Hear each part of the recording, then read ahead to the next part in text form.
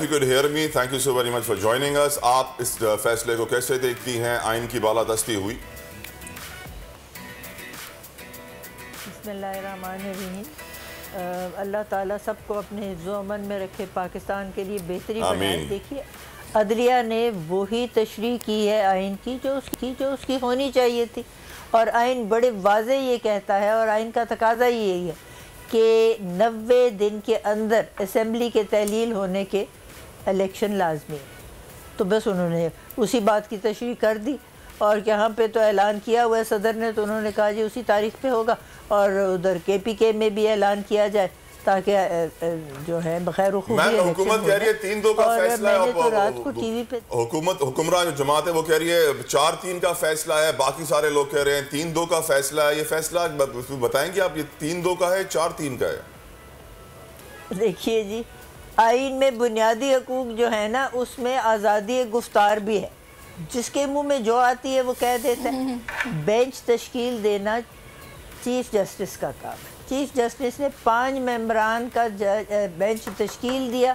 ان میں سے 2 نے اعتراض اس بات پہ کیا کہ جی یہ سو موٹر نہیں ہونا چاہیے تھا، لیکن انہوں نے فیصلے کے متن سے تو اعتراض کیا ہی نہیں. تو جو ایکچولی فیصلہ ہے نا، یہ 3-2 اگر کہے تو یہ میرا خیال ہے 5 کا 1 ہی ہے، لیکن اگر 3-2 کا بھی ہے تو اکثریتی فیصلہ ہے. اور یہی ناصرہ صاحبہ آڈ نمبر کی بینچز کہ اگر کسی کے آپس میں اختلاف ہو تو جو اکثریت ہے اس کی رائے چلتی. بالکل آپ ٹھیک فرما رہی ہیں. اچھا، مجھے اس بات کا بہت افسوس ہے کہ فیصلہ مطلب وہی دیا گیا ہے جو ایکسپیکٹڈ مطلب تھا، کہ ایک آئین میں بات لکھی گئی ہے تو اس پر عمل درآمد کروانا ہے، لیکن افسوس کے معاملے کو عدالت لے جانا پڑا، اور وہیں سے پھر یہ حکم آیا اور اب اس پر عمل کروانا بھی لازم ہو گیا ہے. یہ اس سے پہلے جو باقاعدہ ایک کیمپین، ایک واحد یہ ادارہ ہے جہاں سے میں توقع ہوتی ہے کہ عوام کی سنوائی ہوگی اور اس کے لیے کچھ مطلب انصاف ہوگا. بالکل آپ نے درست فرمایا. اور دیکھیے دنیا بھر کے جو آئین ہیں اس میں جہاں مقننہ ہے اور انتظامیہ ہے اور عدلیہ ہے، تو یہی جانا جاتا ہے کہ عدلیہ جو ہے سب سے بے ضرر ستون ہے ریاست کا، کیونکہ وہ لوگوں کے داد رسی کا کام کرتی ہے اور آئین کی تشریح کرتی ہے. اور ہماری بھی عدلیہ جو ہے وہ بالکل بیان ہے یہی کام کر رہی ہے. لیکن یہاں اتنے زیادہ لوگوں میں اختلافات ہو گئے ہوئے ہیں، اور اتنی زیادہ اپنی من مانی کرنے کی، اصل میں من مانی کی عادت ہو گئی ہے کہ وہ قانون کو تو اپنے بالائے طاق رکھ دیا اور اس کی طرف توجہ ہی نہیں کرتے. حالانکہ ہمارے یہاں آئین کی بالادستی کے لیے میں پیش تھی، یہ جو ہم نے لائر موومنٹ کی تھی 2005 میں، اور ہماری سب سے بڑی فتح یہی تھی کہ آئین کی بالادستی ہوئی، آئین کی حکمرانی ہوئی، قانون کی بالادستی ہوئی.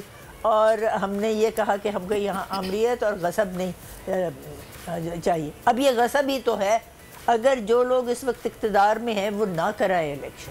یہ تو آپ کو پتہ ہے الیکشن کمیشن آف پاکستان میم کیا کرے گا؟ یہ تو اقلیتی پارٹی ہے جی. الیکشن کمیشن آف پاکستان کا رول اب کیا ہوگا؟ کیا وہ حکومت کی سنے گا، عدالت کی سنے گا؟ الیکشن کمیشن آف پاکستان آئینی ادارہ ہے. ان کے اوپر لازم ہے کہ وہ شفاف اور منصفانہ الیکشن کرائیں، اور ذمہ داری ان کی بھی یہ تھی کہ تاریخ دیتے. تاریخ انہوں نے نہیں دی نا، تو صدر نے مشاورت کے لیے بلایا، وہ نہیں آئے، انہوں نے خود تاریخ دے دی. ان کے پاس تو چارہ ہی کوئی نہیں تھا.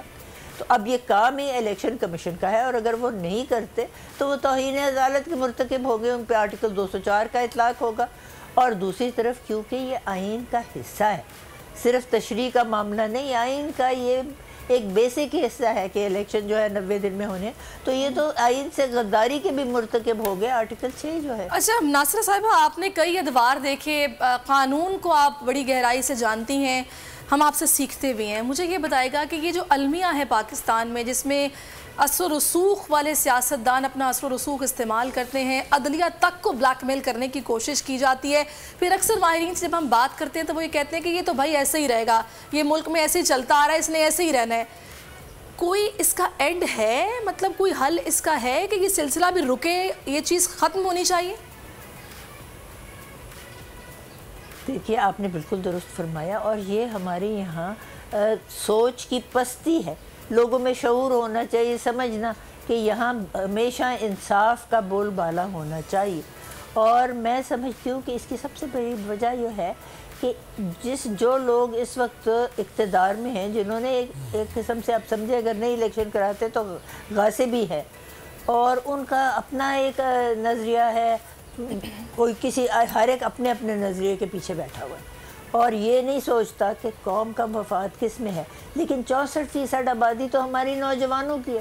اصل میں یہ سارے مسائل نوجوان حل کر سکتے ہیں، پرجوش بھی ہیں، کچھ کرنا بھی چاہتے ہیں قوم کے لیے، اور جو پڑھے لکھے ہیں، خاص طور پہ میں تو آج کل پی ایچ ڈی کر رہی ہوں تو میں نوجوانوں کے ساتھ کلاس میں جاتی ہوں، میں دیکھتی ہوں کہ پرعزم ہے اور پاکستان کی خاطر کچھ کرنا چاہتے ہیں، لیکن موقع دینا ضروری ہے، اور آزادی جو ہے سوچ کی اور آزادی عمل کرنے کی، یہ تو ہمارا بنیادی حق ہے، ان تمام نوجوانوں کا حق ہے۔ اور اقبال نے تو کہا ہوا ہے، دیکھیے، جوانوں کو پیروں کا استاد کر، اور یہ پیری مریدی کی بات نہیں، جوانوں کو بوڑھوں کا استاد کر، خرد کو غلامی سے آزاد کر اور عقل کو غلامی سے آزاد کر۔ یہ تو سب غلامی ہے جو یہ کر رہے ہیں، اور جو کہہ رہے ہیں کہ جی الیکشن کیے بغیر کام چل سکتا ہے، چل ہی نہیں سکتا۔ میم آپ نے ماشاءاللہ سے ذکر کر دیا، جو میرے دل میں سوال تھا وہ تقریباً آپ کی زبان پہ آ گیا۔ میں آپ سے سوال پوچھنا چاہ رہا تھا علامہ اقبال کے حوالے سے کہ انہوں نے جو خواب پاکستان کے لیے دیکھا تھا، آج وہ جب آسمانوں سے جنت سے پاکستان کو دیکھ رہے ہوں گے تو کیا سوچ رہے ہوں گے کہ کیا یہی تھا وہ خواب جو میں نے دیکھا تھا پاکستان کے لیے؟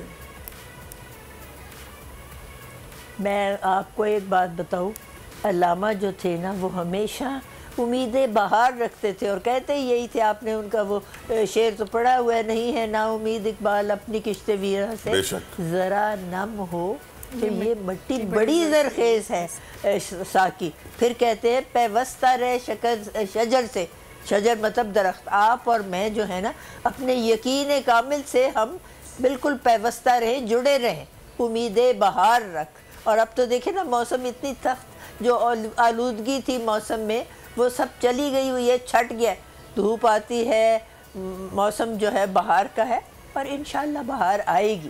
میں یہ مانتی نہیں کہ اس ملک میں بہتری کی طرف ہم نہیں جائیں گے، اکثریت نوجوانوں کی ہے، وہ ہمیں لے کے جائیں گے انشاءاللہ۔ نوجوان روٹی کپڑا مکان بجلی گیس پانی میں پھنس گیا ہے میم، وہ تو اس کے پاس تو اپنے پیٹ کی آگ، گھر کے بل کے علاوہ کوئی اور ٹینشن بچی نہیں لائف میں۔ بالکل آپ درست فرما رہے ہیں، اور یہاں تو میرا خیال ہے کہ ذرائع ابلاغ جو ہے نا وہ اپنے کردار کو زیادہ اجاگر کرے اور اس کی طرف توجہ زیادہ دے۔ یہاں پہ آپ بجائے یہ جو جھگڑے کرتے ہیں نا، ان پروگراموں کو زیادہ طول دینے کے، آپ وہ پروگرام چلائیں جہاں پہ آپ نوجوانوں کو، لڑکیوں کو اور لڑکیوں کو ہنر سکھاتے ہیں، ان کو سمجھائیں کہ وہ کس طریقے سے اپنے لیے زندگی بہتر بنا سکتے ہیں۔ دیکھیے، گھاس کاٹنے والا بھی کچھ نہ کچھ کما لیتا ہے، اور یہ جو ہے نا کہ جی ہم بی اے ایم اے کر لیں گے اور ہم پڑھ لکھ جائیں گے اور سفارش کریں گے تو نوکری مل جائے گی، یہ بالکل غلط ہے تصور سارا۔ اپنے ہاتھ سے جو انسان کام کر لے اور اپنے ذہن کو استعمال کر لے، یہ جیسے اب آئی ٹی والے ہیں اور آپ لوگ جیسے ڈیجیٹل میڈیا جن کے پاس ہے اور یہ سب چیزیں ہیں، یہ اپنے لیے راہیں خود نکال سکتے ہیں، اور ایسی ایسی راہیں نکال سکتے ہیں جس کا تصور ہم لوگوں کو، بوڑھوں کو تو تھا ہی نہیں، اور اس میں کوئی رکاوٹ پیدا کرے گا اگر تو وہ تو غدار ہوگا، اور انشاءاللہ یہ نہیں کر سکیں گے۔ دیکھیں نا کتنی دیر یہ چپک کر رہیں گے اقتدار کے ساتھ بغیر جمہوری انداز۔ اف کیا ظلم ہے، بول ایک دفعہ پھر سازشی عناصر کے نشانے پر۔ چیف جسٹس سپریم کورٹ کا نام لے کر کو چیئرمین بول شعیب شیخ کو فری ٹرائل کا موقع نہیں دیا جا رہا۔ تفتیشی آفیسر جو مدعی بھی ہے اپنا بیان ریکارڈ کروا چکا ہے کہ کبھی کوئی جرم ہوا ہی نہیں، ایگزیکٹ جو کچھ کر رہا تھا سب لیگل تھا، ایگزیکٹ کے پاس تمام لائسنس تھے۔ اس پر ستم ظریفی یہ کہ بریت کرنے کے بجائے کیس دنوں نہیں گھنٹوں کے حساب سے چلایا جا رہا ہے۔ فری ٹرائل کی دھجیاں اڑا دی گئیں، آئین میں موجود انفرادی حقوق کو پامال کیا جا رہا ہے۔ متعلقہ جج کے خلاف چیف جسٹس کے پاس درخواست دائر کر دی گئی ہے، چیف جسٹس سے ایکشن لینے کی درخواست ہے۔ بول کے خلاف انتقامی کارروائیاں زوروں پر ہیں۔ بول کا عدلیہ کی عزت کے لیے کھڑے رہنے کا عزم، بول کا عدلیہ کو سلام۔ سبسکرائب کریں اور بیل دبائیں تاکہ کوئی خبر رہ نہ جائے۔